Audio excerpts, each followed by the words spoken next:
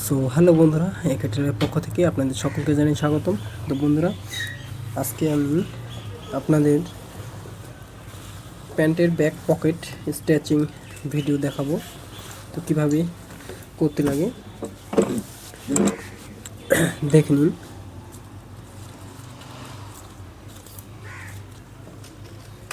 এই যে মিডল সেন্টারটা আছে, এই মিডল সেন্টার থেকে আমরা ব্যাক পকেটটা স্ট্রেচিং শুরু করব। ঠিক আছে, তো এই দিক থেকে নেবেন আপনারা 3 ইঞ্চি, এই দিক থেকে নেবেন 3 ইঞ্চি। এই যে মিডলের যে সেলাইটা আছে প্লেটটা, এখান থেকে এই যে 2.5 ইঞ্চি নেবেন।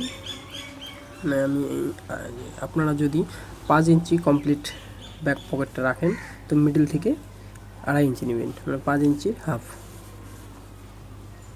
তো এখান থেকে আমি নিয়ে নিচ্ছি এই যে 5 ইঞ্চি। আপনারা যদি বড় রাখতে পারেন সেক্ষেত্রে মেজারমেন্ট করে নিয়ে নেবেন, কিন্তু এখানটায় মিডল রাখবেন। এই যে সেলাইটা আছে, ঠিক আছে, এই যে মিডল করে আমি একটা দাগ দিয়ে দিলাম। ঠিক আছে,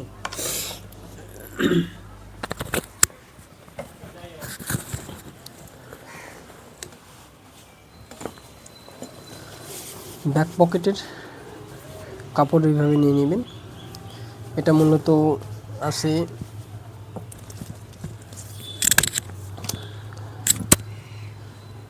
23 ইঞ্চি। ঠিক আছে, সমানভাবে ভাগ করে এখানটা একটা গুটকা কাটিং করে নেবেন। গুটকা কাটিং, এই যে গুটকা কাটিংটা করলেন, এই যে প্লেটটা আছে এখানটা মাঝখানটায় রাখবেন। ঠিক আছে, এই যে গুটকা কাটিং, এই যে মাঝখানটায়।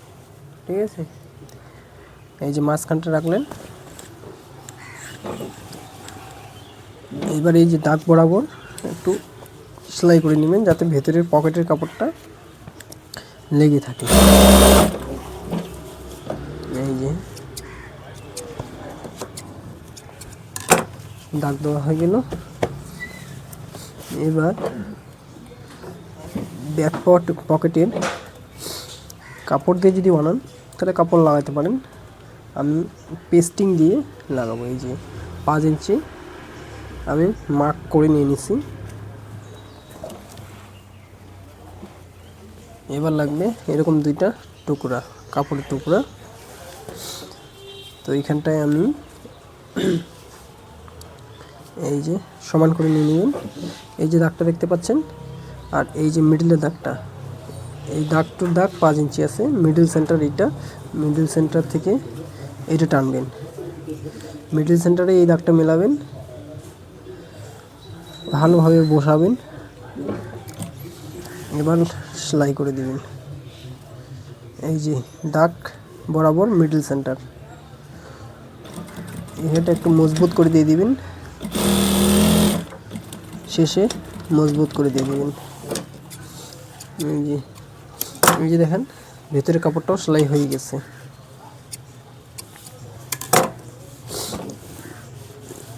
এবার করব উপরের দিকটা।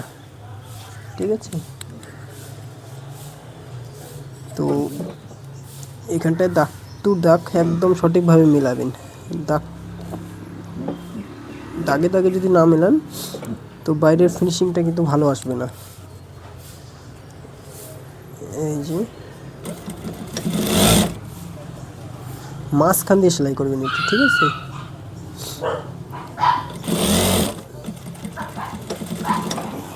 এই যে হয়ে গেল।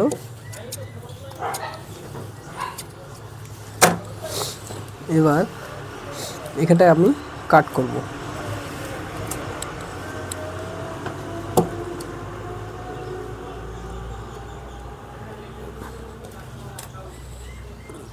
একটু সূক্ষ্মভাবে এই কাজটা করবেন।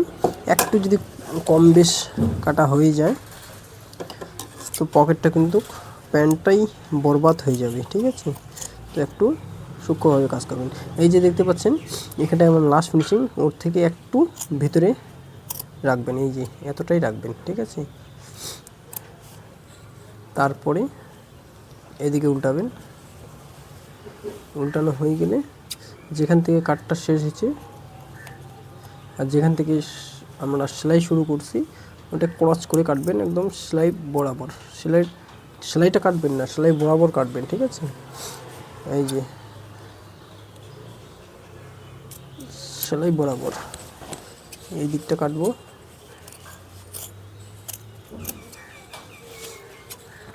এদিকেও সেম, সেলাই কাটবেন না, সেলাইয়ের কাছাকাছি গিয়ে ছেড়ে দেবেন। এই যে এবার কি করবেন, এটা কিন্তু বাইরের দিকে আমি সেলাই করছি। এবার এটাকে উল্টায় নেবেন, ভেতরের দিকে টান নেবেন। এই যে ভেতরের দিকে চলে আসলো, ভালোভাবে নেবেন। ভেতরের দিকে আসার পরে এই যে বক্রমটা দেখতে পাচ্ছেন, বক্রমটাকে একটা ফোল্ড করবেন, ফোল্ড করে সেলাই করে দিবেন বক্রমটা সহকারে। কাপড় ভেতরের দিকটা একটু দেখে নেবেন, যাতে ভেতরের কাপড়টা যেন না আসে সেলাই।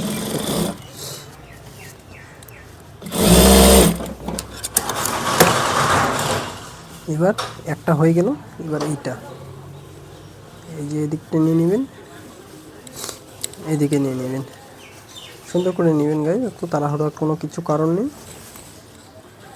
এই যে সেম ওইভাবেই আপনারা দুইটাই সেলাই করে নেবেন, সুন্দর করে নেবেন। ভেতরের দিকে লক্ষ্য রাখবেন যাতে কাপড়টা যেন না আসে।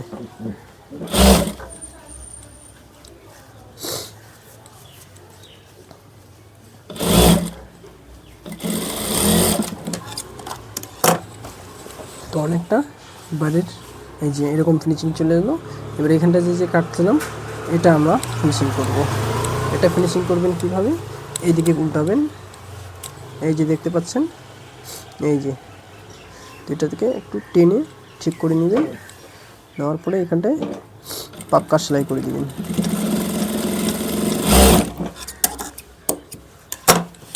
সেলাই করা হয়ে গেলে এই যে দেখতে পাচ্ছেন এখানটা সেলাই করা হয়ে গেছে কিন্তু, ঠিক আছে। এবার এই দিকটা নেবেন, কাপড়টা সমানভাবে নেবেন, মানে অন্য কাপড় না আসে সেলাইয়ের সময়। এই যে মাথাটা আছে, এই মাথাটাকে ভিতরের দিকে করে নেবেন,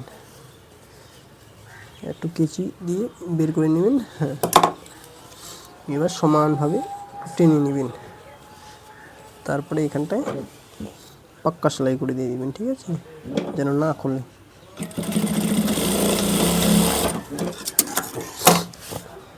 এই যে দেখতে পাচ্ছেন অনেকটা মজবুত হয়ে গেছে, ফ্রেশ হওয়ার পরে একদম বসে যাবে। তারপরে এই যে ভিতরে এক্সট্রা কাপড়টা আছে এটাতে চাপ সেলাই করে নেবেন, যেন পকেটটা হাত ঢোকার সময় বাড়তি এক্সট্রা কাপড়টা বের হয়ে না আসে।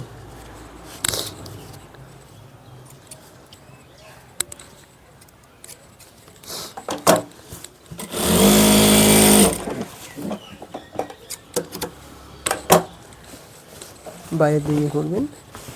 যদি মনে হয় যে এখানটা চাপ সেলাই দেওয়ার প্রয়োজন আছে আপনাদের, চাপ সেলাই দিয়ে দিবেন। যদি না মনে হয় চাপ সেলাই দেবেন না, ফ্রেশ করলেই একদম বসে যাবে। তো আমি চাপ সেলাই দিয়ে দিব।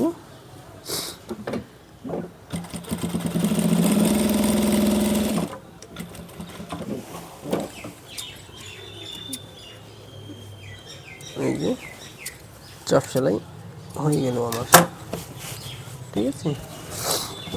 এবার পকেটের সাইজটা কতটা রাখবেন, মূলত যেগুলো রেডিমেড থাকে ওগুলো 6 ইঞ্চি থাকে, তো আমি দিব 7 ইঞ্চি। এই যে 7 ইঞ্চিতে একটা দিলাম, 7 দুগুণে 14। ভেতরের কাপড়টা যখন এইভাবে আসবে তখন এই দিকে আসবে, তখন এই যে মুখটা মেলালে এই যে কালো কাপড়টা দেখা যাচ্ছে। তো এই ক্ষেত্রে কী করবেন, এখানটা যদি 7 ইঞ্চি দেন তাহলে 14 ইঞ্চিতে আরেকটা দাগ দিয়ে দিবেন। 14 ইঞ্চিতে দাগ দেওয়ার পরে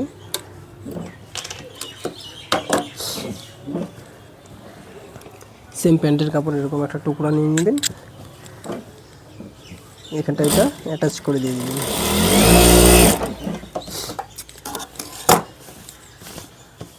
এই যে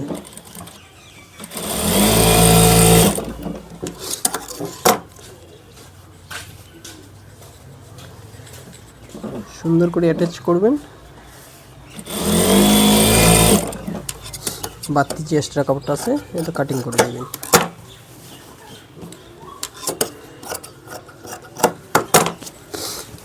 এবার এই যে 7 ইঞ্চি পকেটটা রাখছিলাম, এটা কিন্তু ভিতরের দিকে থাকবে, ঠিক আছে।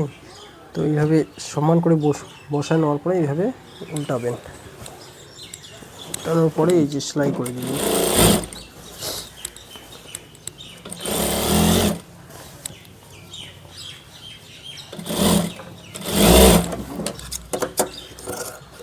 বাড়তি এক্সট্রা কাপড়টা কেটে দিবেন,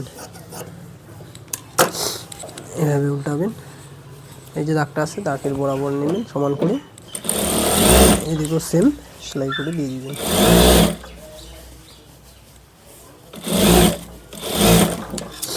বাড়তি এক্সট্রা কাপড়টা কাটিং করে দিবেন। এবার ঘটনা হচ্ছে যে এই কাপড়টা কেন দিলাম, এই কাপড়টা দেওয়ার উদ্দেশ্য হচ্ছে এই যে ভেতরের দিকে ধরবেন, এই যে টান দিবেন, ঠিক আছে। বাড়তি ওই যে কাপড়টা অ্যাটাচ করলাম ওইটা ভেতরের দিকে চলে গেল, ঠিক আছে। এবার এদিকে চাপ সেলাই করে দিয়ে দিন। এটা হচ্ছে বাইরের দিকটা, ভেতরের দিকে ওইদিকে চলে গেছে। কতক্ষণ পর্যন্ত খোলা থাকবে? একটা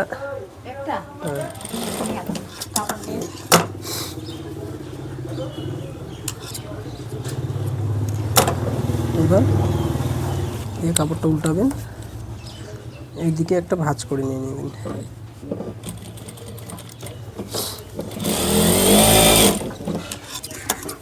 বাড়তি এক্সট্রা কাপড়টা কাটিং করে দিবেন। সেম পদ্ধতি এদিকেও করে নেবেন।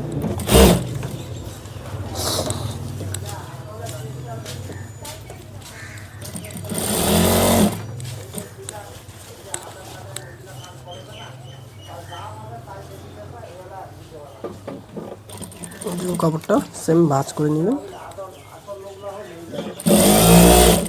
এই যে বাড়তি এক্সট্রা কাপড়টা কাটিং করে দিবেন। এই যে ব্যাক পকেট।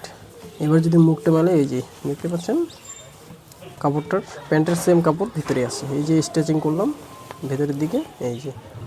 আর না হলে এখানটা যদি কাপড় না দিই তো এইখানটা কালো কাপড়টা দেখা যাচ্ছে, সেই কারণে কাপড়টা দেওয়া। বোটাম হবে, বোটামের লুপি দিয়ে দেবো।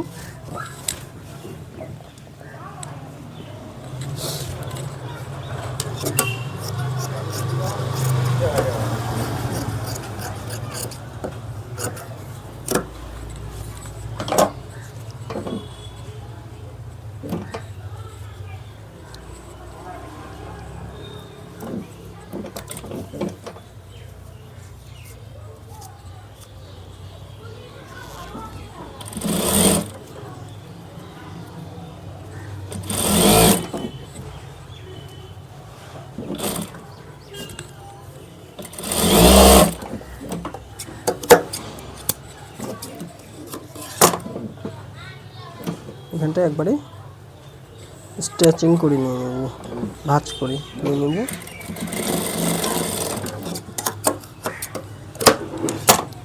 এই যে দেখতে পাচ্ছেন,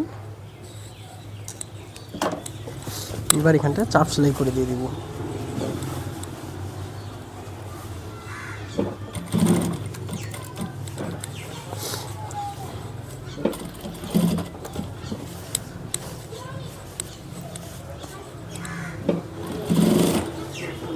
এই যে মাছ বরাবর উটকাটা যে রাখছিলাম এইখানটায় মাঝখানটায় লুপ পেটে দিয়ে দিব বোটামের জন্য।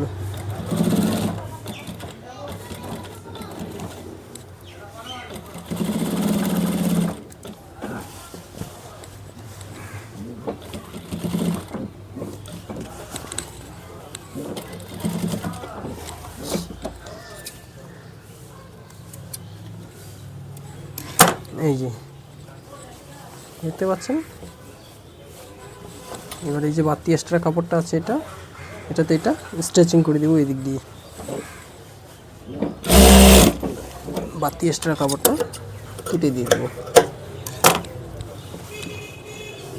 এই যে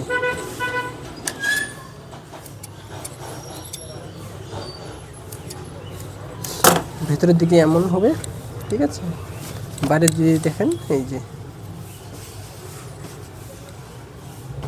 তো বন্ধুরা, ভিডিও যদি ভালো লেগে থাকে অবশ্যই চ্যানেলটিকে সাবস্ক্রাইব করে এই চ্যানেলের পাশে থাকবেন। এরকম স্টিচিং ভিডিও পেতে অবশ্যই চ্যানেলটিকে সাপোর্ট করবেন। ধন্যবাদ বন্ধুরা, দেখা হচ্ছে নেক্সট ভিডিও। ততক্ষণ সুস্থ থাকুন, ভালো থাকুন।